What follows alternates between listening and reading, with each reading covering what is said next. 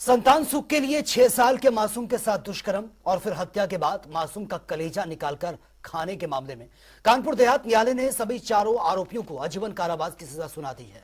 साथ ही 20-20 हजार रुपए का अर्थदंड की सजा भी सुनाई गई है। दरअसल ये पूरा मामला भद्रस गांव का है, जहां पर 14 नवंबर 2020 को एक 6 साल की मासूम दिवाली की रात अचानक से दो युवक उसको अगवा कर लेते हैं, जिसके बाद दुष्कर्म की घटना को अंजाम दिया जाता है और फिर उसके बाद उसकी हत्या और फिर उसका कलेजा निकालकर आरोपी दंपति को सौंप दिया गया था।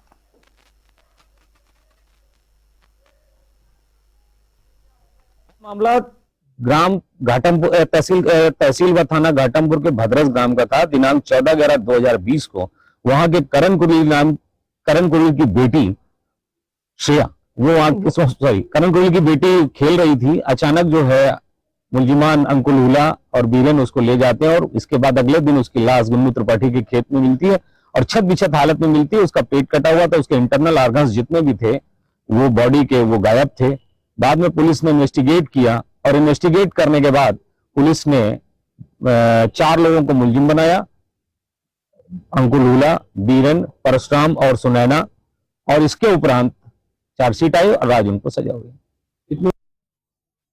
अपराध का ऐसा घिनौना खेल जिसने रिश्तों को ही नहीं मानवता को भी संसार कर दिया था।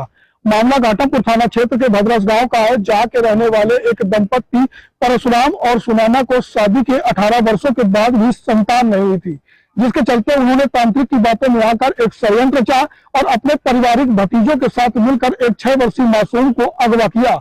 अगवा करने के बाद उन आरोपियों ने मासूम के साथ दुष्कर्म की, उसकी हत्या की और उसके शरीर से कलेजा, लीवर और किडनी निकाल ली और तय बातों के अनुसार उन आरोपियों ने परशुराम और सुनैना को मासूम का कलेजा जा सौंपा, जिसके बाद उन दंपति ने उस कलेजे को खाया, जिससे उन्हें संतान सुख की प्राप्ति हो सके।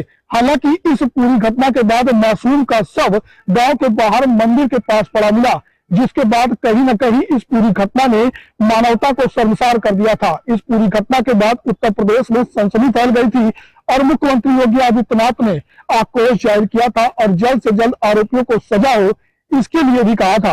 आपको बता दें कि 3 सालों से लगातार कानपुर देहात न्यायालय में इस पूरे मामले की सुनवाई चल रही थी। आज न्यायालय ने फैसला सुनाया तो सभी चारों आरोपियों को आजीवन कारावास सहित 20-20 हजार रुपए अर्थदंड की सजा सुनाई है। हालांकि इस पूरी घटना के बाद से परिवार के लोगों ने दिवाली नहीं मनाई थी। परिवार के लोग खुश हैं और उनका मानना है कि उनके घर आज दिवाली होगी। इस पूरी फैसले का शासकीय अधिवक्ता प्रदीप पांडे ने भी सम्मान किया है। पीड़ित परिवार का कहना है कि आरोपियों को सजा हुई है तो कहीं न कहीं अब और कोई बेटी इन दरिंदों के भेंट नहीं चढ़ेगी। कानपुर देहात से शुक्ला, जनता।